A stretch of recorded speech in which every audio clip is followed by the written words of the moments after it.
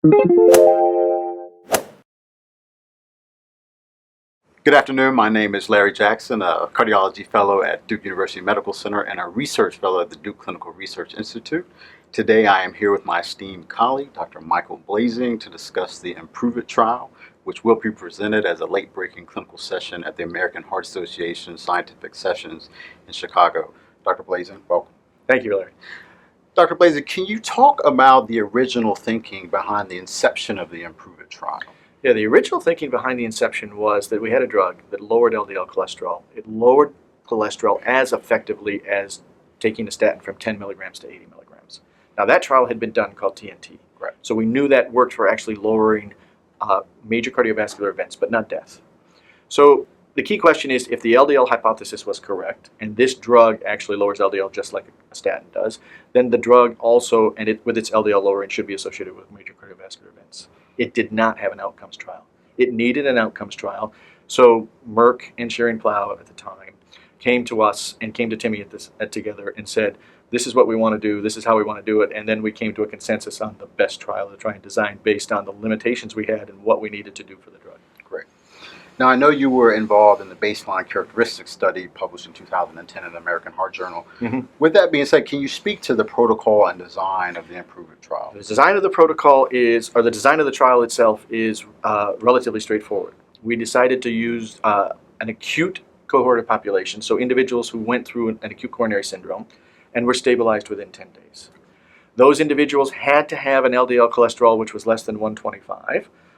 If not on a statin, or less than 100 if on a statin. And the reason for the LDL limitations were that we were bound by the guidelines at the time in 2005 when we designed this trial. And those guidelines stated that standard of therapy was to get individuals on a statin with their LDL down to 70. Our statin for placebo at baseline was going to be simvastatin 40. To get them down there, we had to allow people not to get the mean population down to that area of around 70. We had to have a population that had capped LDL cholesterol at 125. Okay, so that was the population we had.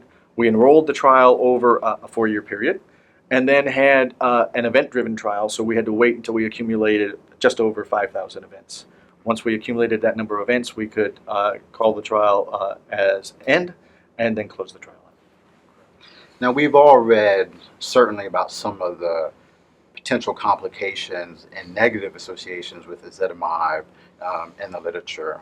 One that comes to mind is the SAGE trial and the potential association with cancer. Can you speak to some of those controversies that exist out there with ezetimibe? I'll put the controversies into 3 categories. Efficacy of ezetimibe, okay, safety of ezetimibe, and then safety of simvastatin 80. So those are 3 big things that affected us within this trial.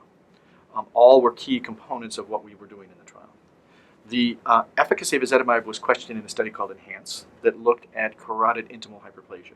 And when ezetimibe was compared with niacin, it actually did not show any effect in stopping intimal thickening in carotid arteries. So there was some question of whether the drug lowered LDL but had no effect on outcomes because it was, at the time, thought to be a very good surrogate for cardiovascular outcomes. The next were 2 trials that actually looked at a trial that looked at safety. And that trial was SEAS. It was a trial being done with ezetimibe to look at a novel effect of decreasing progression of aortic stenosis. That trial was negative with regards to progression of aortic stenosis, but found an association of cancer. We did a meta-analysis of other ongoing trials at the time and showed that there was actually no effect in a much larger population. And now, however, that was right in the middle of our trying to continue to enroll people. And so now we had a drug that people were scared about possibly causing cancer, and we're trying to enroll them or keep them in the trial at the same time. Next was a trial called Arbiter 6, which again looked at the efficacy of niacin. The efficacy of niacin versus the efficacy of ezetimibe, and found again ezetimibe had no good effect with regards to its LDL lowering in preventing cardiovascular events or progression of secondary surrogate endpoints. And then finally, the last thing that happened to us is a trial called SEARCH came out, which was evaluating 20 versus 80 of simvastatin. Simvastatin was the base drug we used, statin we used in this trial. And the 80 milligrams of simvastatin was found to be pretty toxic. We had an up titration in our trial from 40 to 80 to make sure that the individuals on statin alone could get to 70 and were ethically and aggressively treated. We no longer could titrate people after this data came out because the FDA changed the label saying no more starts of 80. So the way we like to think of it is that was like 4 nuclear Scud missiles that tried to come in and sink our trial right in the middle of our trial while we were running it. Gotcha. With regards to the results, how do you see the results of the trial impacting specifically patients with high-risk features for coronary artery disease and those who present with acute coronary syndromes? So the results of the trial showed that adding ezetimibe to simvastatin for individuals with low LDL cholesterol produced a significant 2% absolute reduction in the combined endpoint of cardiovascular death, non-fatal MI, revascularization, and stroke. The whole trial was driven by decrease in MI and stroke. Okay, so very hard endpoints. There was no difference in death, but we didn't expect to find a difference in death based on previous trials that had been done. So then the key question is now we have a second option to statins. Okay, so individuals who are at high risk, they can take a high dose statin, or they could take a more moderate dose statin along with ezetimibe and get similar types of outcomes. So I think it provides the clinician with a second weapon now to try and stabilize coronary artery disease. Before, according to the current guidelines we have, only statins, okay, because everything else was actually not shown to be evidence-based. Now we have a second drug, ezetimibe, which can be added to a lower dose statin. Many individuals can't tolerate the high dose statin because of muscle side effects. Correct. Lower dose statin they do tolerate. Now you can add ezetimibe and get the same LDL lowering and presumably, based on our data, the same efficacy in lowering events. Great. So you've got a large trial, a lot of participants in the trial, a lot of data. What future sub-studies, what future areas of interest within the realm of cardiovascular disease would you like to see as a spinoff of this major trial here? So we sat down as a group at the DCRI and looked at this trial and came up with 100 different studies that we could do off the top of our head in a 2-hour period. And that was just starting to think. The trial database has over 100,000 patient years in it. The trial database has 17,000 total patients in it.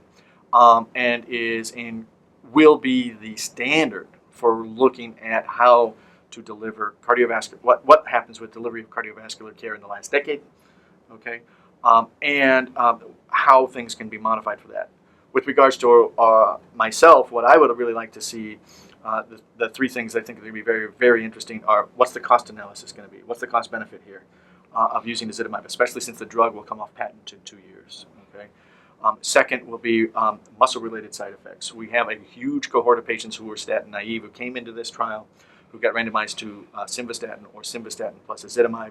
So we can look at what's the incidence in a naive population of having muscle effects without a run-in period. Almost all other statin trials have a run-in period. We don't. So this is just like clinical practice. It'll be really, really nice. And we had the foresight to set up our trial to ask the key important question. The first trial that ever asked this question: do you have muscle problems or muscle aches at every visit? So we'll have a huge database that looks at that, along with data for more serious events such as myopathy and rhabdomyolysis that went through a CEC process. Okay, so it was extremely aggressively and carefully evaluated. So we'll have really, really good muscle data in this trial. And then finally, revascularization. This is the one endpoint that was a little bit different than we expected in the trial. Still fell on the right side of the curve, but a little bit less than we expected, and we really want to look and see what may have driven that. Was this geographic? Was this a change in treatment? Is this a side effect or a consequence of some changes in practice that have happened in the last decade with some new data that's come out with regards to the efficacy of PCI? Sure. Yeah. Wow. Dr. Blazing, on behalf of the Duke Cardiology Fellows Program, I'd like to thank you for your time. Thank you. Appreciate it. For the interview. Right. Thank you very much.